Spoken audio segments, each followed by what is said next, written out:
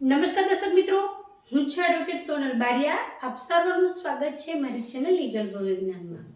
દર્શક મિત્રો, એક મિત્રનો પ્રશ્ન છે કે મેં જે પ્રોપર્ટી ખરીદી છે એ પ્રોપર્ટીની અંદર 2 વાર દસ્તાવેજ થયેલા છે. મારો જે દસ્તાવેજ છે એ બીજી વારનો દસ્તાવેજ છે, પણ મારો રજીસ્ટર થયેલો દસ્તાવેજ છે, અને જે પહેલો દસ્તાવેજ છે એ રજીસ્ટર થયેલ નથી. તો શું હું મારો જે દસ્તાવેજ થયો છે તેને કોર્ટની અંદર પડકારી શકું છું? તો ચલો દર્શક મિત્રો, આજે આપણે આના વિશેની સંપૂર્ણ જાણકારી મેળવીએ. તો દર્શક મિત્રો, જ્યારે કોઈ પણ મિલકતનો વેચાણ દસ્તાવેજ થયો હોય તો દર્શક મિત્રો, એ જે મિલકતનો વેચાણ દસ્તાવેજ થયેલો છે એ વેચાણ દસ્તાવેજ એ ક્યારે થયેલો છે એ મહત્વનું છે.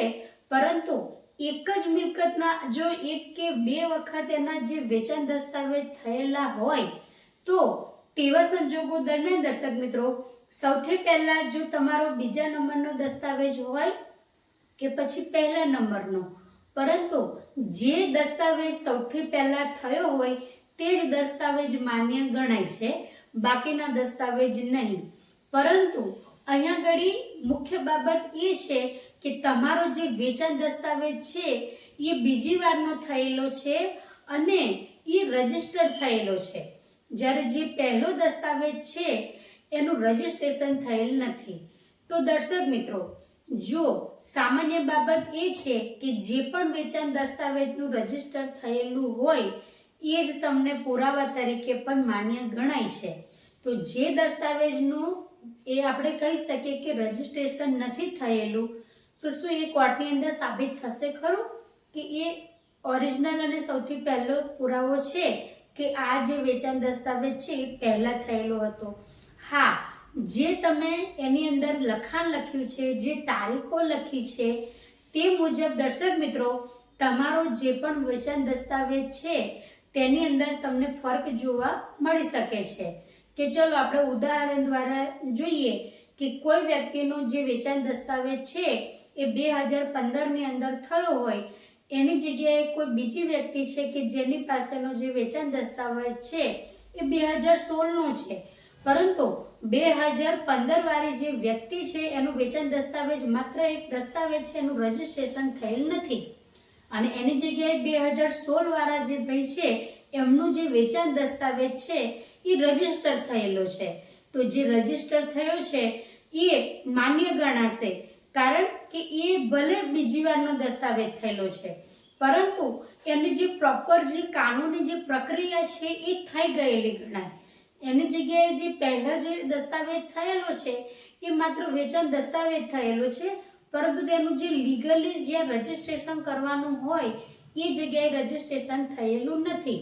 તો આ રીતના તમે જ્યારે કોર્ટની અંદર જશો તો તમને આનું બેનિફિટ મળી શકે છે કે ભલે તમારો જે વેચાણ દસ્તાવેજ છે બીજી વખતનો થયેલો છે, પરંતુ તમે જે પણ મિલકતની રકમ આપી દીધેલી છે અને એ જે મિલકત છે એ રકમના આધારે એ વેચાણ દસ્તાવેજ તમારા નામે જે પણ રજિસ્ટર ઓફિસની અંદર રજીસ્ટર થયેલી છે, એટલે તમને વધુ બેનિફિટ મળી શકે છે.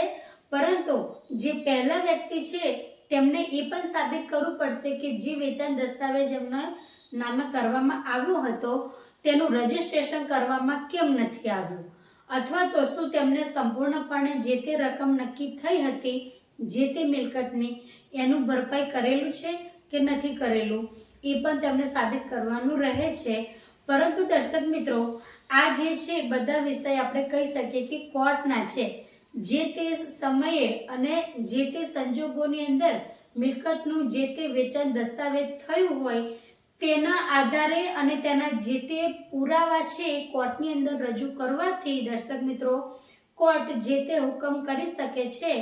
પણ આટલું જ ખાલી કહેવાનું કે જે દસ્તાવેજનું રજીસ્ટ્રેશન થઈ ગયેલ છે એ ભલે બીજા નંબરનું હોય, પરંતુ એ રજીસ્ટર થયેલો છે એટલા માટે એનું બેનિફિટ એ ભલે બીજી વારનો જેને વ્યક્તિ પાસે દસ્તાવેજ થયો હોય એ વ્યક્તિ હોય, પરંતુ એ વ્યક્તિને એનું બેનિફિટ મળવું જોઈએ, કારણ કે જે પહેલી વખતનો દસ્તાવેજ થયેલો છે એ વ્યક્તિ દ્વારા ભલે સંપૂર્ણ રકમ ચૂકવણી કરવામાં આવેલ હોય, પરંતુ તેમ છતાં પણ એ વ્યક્તિએ જે તે રજીસ્ટર કરવાનું હતું એ રજીસ્ટર ન કરવાનું જે કારણ હોય એ કોર્ટની અંદર રજૂ કરવાનું રહે છે.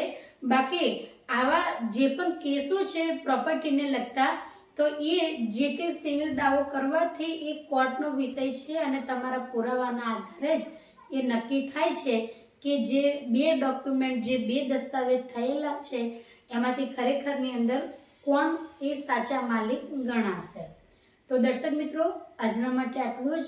જો વિડીયો સારો લાગ્યો હોય તો તેને લાઈક કરજો, શેર કરજો અને ચેનલને સબસ્ક્રાઈબ કરજો. જય હિન્દ, જય ભારત.